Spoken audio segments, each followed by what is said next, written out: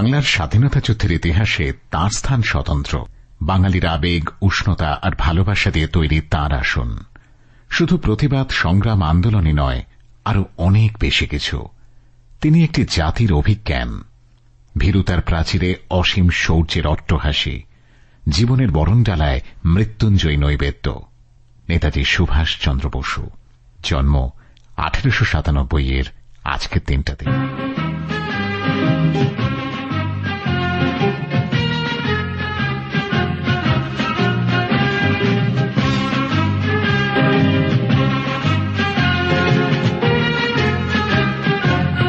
College জীবন থেকেই তার British বিরোধী মনোভাব এবং জাতীয়তাবাদী চেতনার প্রকাশ ঘটেছে বারবার নানা ঘটনার মধ্য দিয়ে।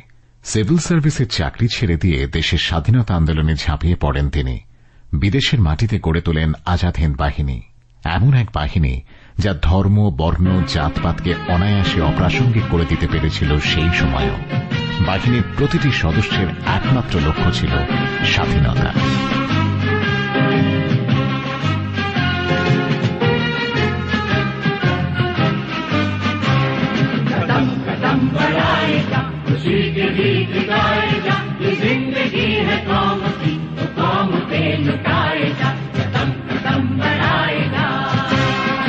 তার ঘর ছেড়ে ছদ্মবেশে বিদেশে পাড়ি দেওয়া, সাবমেরিনে সাগর পাড়ি, সবই বহু চর্চিত। অফুরান এক রোমাঞ্চকর গাথার মতো তা বয়ে চলে বাঙালির এক প্রজন্ম থেকে অন্য প্রজন্মে। তার ভাষণ ছিল আগুন ঝরা। তার কথায় মানুষ মরণকে অগ্রাহ্য করতে পারত।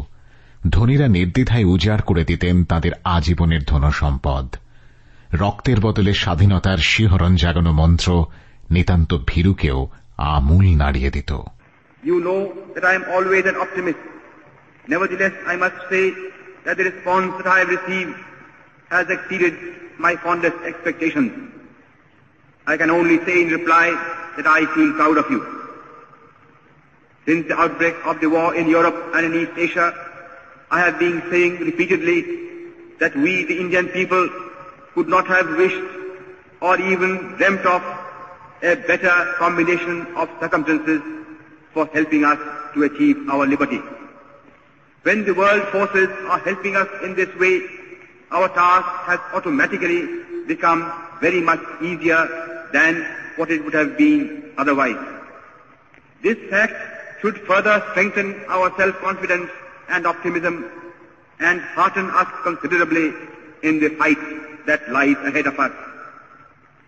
I am overjoyed to see that you have already realized that the responsibility of winning freedom does not rest merely on the shoulders of our countrymen at home. It is but natural that they should bear the brunt of the burden, and they have been doing so already. But at the same time, every Indian, no matter where he may be living at the present time, has a duty towards his country, and he must contribute his due share towards the final victory. I am convinced that India cannot hope to be free until all Indians living abroad perform their duty in this momentous world crisis. আমি আপনাদের কাছে আমার অন্তরে নিবেদন জানাতে চাই। সে নিবেদন হচ্ছে এই যে আমাদের জাতির ব্রত এখন উদযাপন হয়নি, আমরা এখনো পরাধীন। এ বিষয়ে কোনো সন্দেহ নেই যে স্বাধীনতার পথে আমরা অনেক দূরে গিয়েছি, কিন্তু তথাপি দুঃখের সঙ্গে এবং লজ্জার সঙ্গে স্বীকার করতেই হবে যে এখনো ভারতবর্ষে পূর্ণ স্বরাজ স্থাপিত হয় নাই। আগামী কয়েক মাস এবং কয়েক বছরের ঘটনার উপরেতে আমাদের জাতির ভবিষ্যৎ অনেকটা নির্ভর করবে। তাই আসুন আমরা বদ্ধপরিকর হয়ে কাজে লেগে যাই। আমাদের পরস্পরের মধ্যে সমস্ত বিবাদ বিসংবাদ আমরা পরিত্যাগ করি। আমরা সকলে এক প্রাণ হয়ে দেশের সেবায় আত্মনিয়োগ করি এবং স্বাধীনতা লাভের জন্য অগ্রণী হয়ে আমরা আমার সামনেই চলি।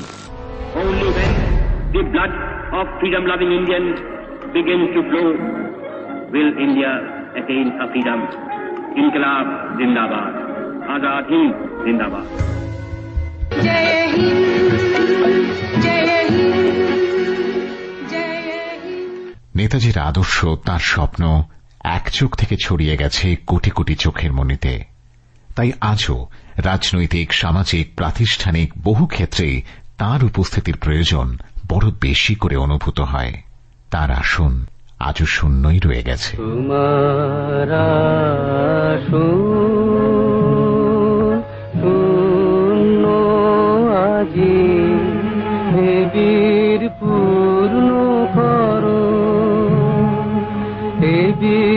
পূর্ণ করো